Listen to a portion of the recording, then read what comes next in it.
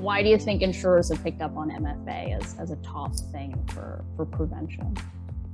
Yeah, I mean, well, let's just look at some numbers. So Verizon data breach report, they have an annual report. And for the last few years, it's always been the same stats. But so last year, 61% of breaches involved credential data, like weak or stolen passwords.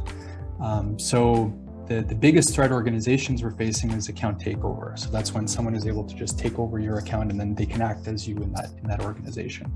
So an online internet user has on average 36 online accounts, but only uses 3 to 5 unique passwords.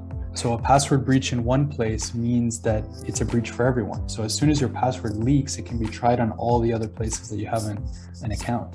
So by solely relying on passwords, you're effectively, as an organization, you're effectively outsourcing your security to every other place that accepts passwords. MFA adds an additional layer of security to include, a physical factor as part of that identity validation process. And so that significantly increases the complexity of doing an account takeover. So it does that because it adds an additional identity factor. So I like to call it an identity dimension. And so we know of 3 identity dimensions. So there's the dimensions of things you know. So you know your mother's maiden name, you know your password, the city you're born in. Then there are things that you have. So these are physical items in your possession. So like single purpose hardware tokens or a smartphone, a laptop. And then there are things that you are. So there's like biological factors, partly behavioral and some that are sort of unique to you, like an iris scan.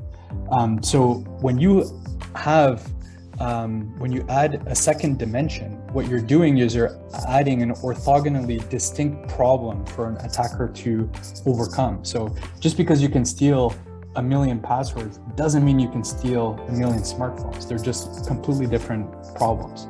So MFA has become a strong tool to limit account takeover. In the past, things like ransomware were a nuisance, but now we're seeing an increase in occurrence, very high profile, large sums of money being demanded.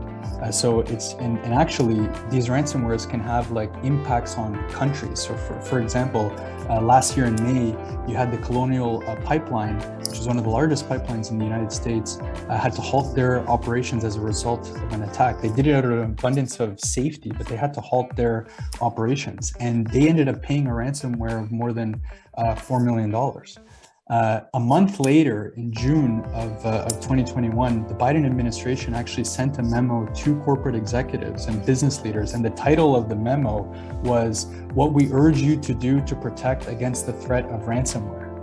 Wow.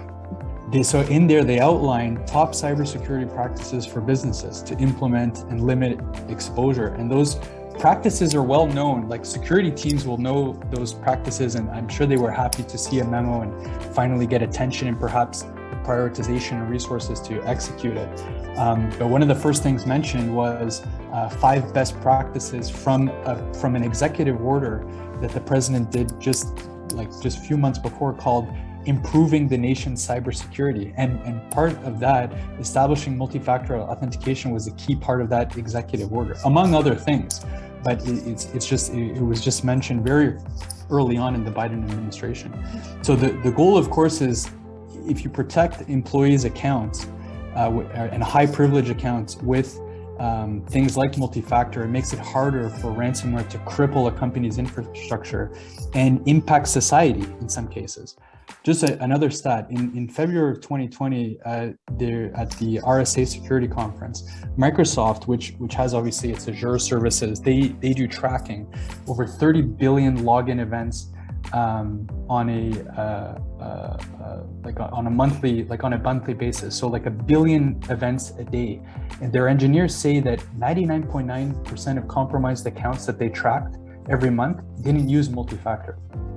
Wow. And that the main source of compromise was, again, using well-known passwords. So these are passwords that everyone would use, password 123 or password 1234, or using the same user's passwords from other sites and just replaying them.